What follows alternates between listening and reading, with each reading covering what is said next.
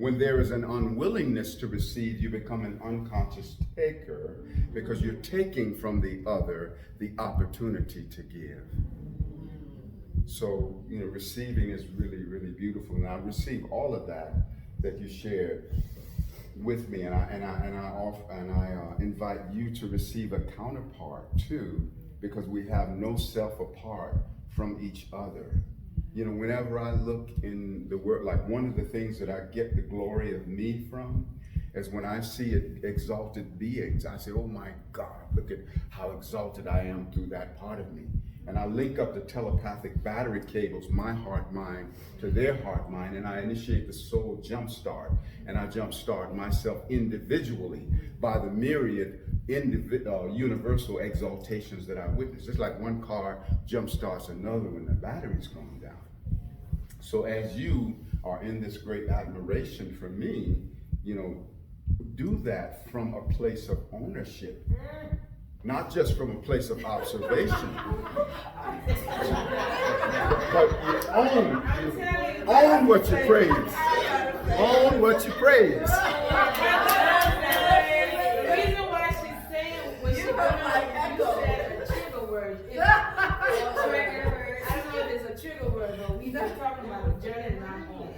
And only where I am and what I'm coming into that. Yeah. And I've been fighting it. So when you say own it, and she just like. Yeah. Well, and the other part of it is, you're going to love this. Yes.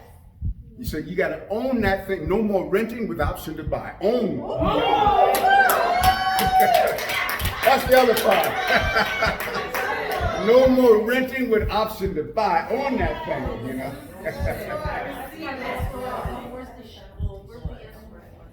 I just wanted to add to that is because what I have felt through this experience is the synchronicity and just the alignment and just that there is no coincidence. There's no coincidence for every angel that's here right now, no coincidence for this experience. You have echoed. I'm like, was he here earlier?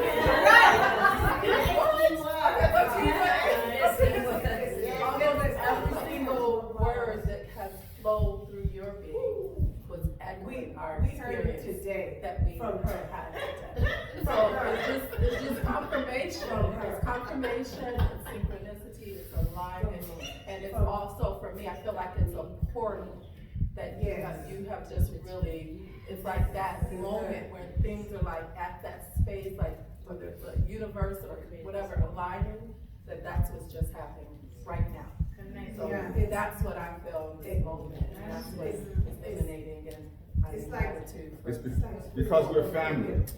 Like we're familiar. And you know what familiar is? You know what familiar is? For me, you are. Oh, I get it. For me, you are. Yes, it's good. I want to thank you as well. My name is Rachel, and I really appreciate your wonderful male energy that you and I like that you talked about tears and crying, because so often the messages we get, not just males but females, is too, why are you crying or don't cry? Yeah. And I was always told that happy tears come on the outside and they taste sweet, and sad tears come on the inside and they're salty. And I'm just grateful that you are, just a refreshing, like I said, male energy, that you could go around, especially to East Oakland, and just spread your style, your way, your mannerism, just you bringing the universe here tonight, and allowing us to soar the galaxy with you, uninhibited. It was so precious. Thank you so much. And I want to let you know what I had to get through to get to where I am now. Growing up in the treacherous ghettos of Chicago, at age 16, I'm only child, and at age 16, my mama and I sat down and decided, since I wasn't going to obey the rules, I needed to leave. And so I left mama's house at age 16, took to the streets. All my role models were pimps and hoes and gangsters and thieves and con men and con women and drug salesmen. At age 16, I was a doorman at the Whole House. You would say whorehouse, but the Whole House, you say the Whole House on 47th Street in Chicago. And I'm hanging out at the Whole House because I'm thinking I want to pimp hoes and have money. Now this is how twisted I was at that time. I used to pray to the pimp God, and there's no such thing. You know, but God had a plan for me. So I was a part of that treachery for 6 years, from age 16 to 22. When I turned 22, the light came on, you know, and I awakened, and I knew what my life was for. And I was thankful to God for I could have been in the penitentiary. I could have been murdered. I could have been a drug addict, you know, and I was spared, you know, so many of the would-be treacherous things that could have happened. But that's what I had to get through. You know, and then, you know, like once upon a time, like I hated my mother, vehemently hated my mother. I hated women, vehemently. You know, and of course I was hating my own self by extension. But that's the treachery that I had to dig my way out of. You know, and then learning to honor women. But even on the spiritual path, you know, having to learn how to manage all this sexual energy, you know, and how to be responsible with that energy. And not always being responsible with that energy, but just having to work it through. You know, and so now where I am now, I'm so grateful for the honor that I've learned to have for the goddess. You know, the goddess is one of my greatest, you know, allies, my sacred ally. She's got my back and I've got her back. You know, I had to work through a lot though to get there. So if I can be redeemed, any man can be redeemed. Any woman can be redeemed. And I'm saying this because sometimes it's hard to, you know, when those of us men who are still steeped in that treachery, you know, and that dark energy toward women, you know, sometimes it's hard to believe in the possibility of their redemption. But we must believe in the possibility of redemption for every being. If I can be redeemed, any being can be redeemed. You see? And so believe in that male energy. And I really honor and salute the goddess, because you, in terms of the numbers, are doing the spiritual work. In terms of numbers. Men doing the spiritual work is a small number compared to the women doing the spiritual work. Like, I'm an exception, you know, in doing the spiritual work. Every man is not that way, but I believe in my brothers. I believe in them, and even if they're not exemplifying that exalted something, I see that exalted vision. I don't look at them in the lowly place that they may be in, but by the grace of God, I could be there too. I look at a more exalted possibility.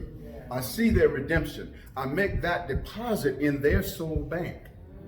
They may not be ready to withdraw it, but it's going to be there accumulating interest until such time that they grow into the withdrawing of that. So my beloved sisters, my beloved goddesses, one second. On behalf of any man that has ever hurt you or dishonored you or crossed your boundary, I, as a representative of all men, sacredly apologize to you. And I apologize to all of the women that I've ever hurt in this lifetime or lifetimes beyond. Please forgive me. Please forgive us. And give back to you, by the grace of God, Goddess Absolute, give back to you any power ever falsely taken from you by any man in any lifetime, and hold sacred space for you to take back any energy, any power you ever falsely gave away to any man or any woman, any child, anything in any lifetime, calling back all of your fragments, all of our fragments and soul pieces for our wholeness and our forgiveness. See, trust and forgiveness, the sacred twins. Trust brought you to this earth. To heaven, forgiveness ascends. The rage of resentment blocks the lessons you must learn, and the darkest of relationships then constantly return. The weapon of distrust breathes the horrors of your pain, and distrustful ones will come to you until you trust again. Forgiveness is the master key, opening the cage to set you free from distrust, misery, pain, and strife from those you feel have wrecked your life. Who can do a thing to you that you yourself did not create? Will you place blame outside yourself, or was it you who wove your fate? The past you reap, the future you sow, the present collects the debts you owe. If you had not the need, there would be no dirty deed. Much wisdom to be gained from the center of your pain. Forgiveness is a must, for it teaches you to trust. Suspicion is a hungry beast that rips away your inner peace. So let go now of past resentment toward fallen love of yesterday. If not, your past repeats itself and steals the joy of this great day. If you don't forgive the past, you can't trust the present. And you then attract a future untrustworthy and unpleasant. Forgiving the past, trusting the present, making the future sweet and pleasant. Blessing the darkness, making it right, reversing the tide, and freeing the light. Now, beloved, I want you to really feel the love in your heart that has co-created such a healing moment.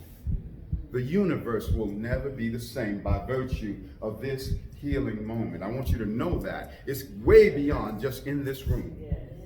Yes. It's in the room of the all that is. And we did it together.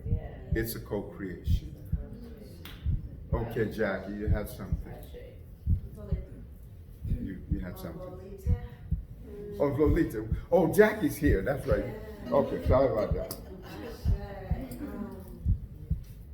So first, I just want to thank you, Archangel, for really being my partner, for coming through the ethers and confirming our truth. I want to thank you for the demonstration of what it looked like to be of service, to give from your heart, play from your heart.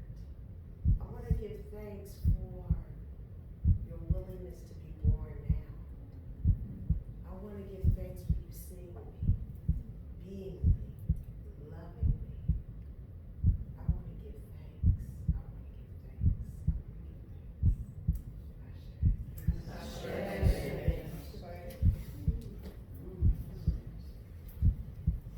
Did the last thing that I wanted to offer to the goddess, to put the sealing on it.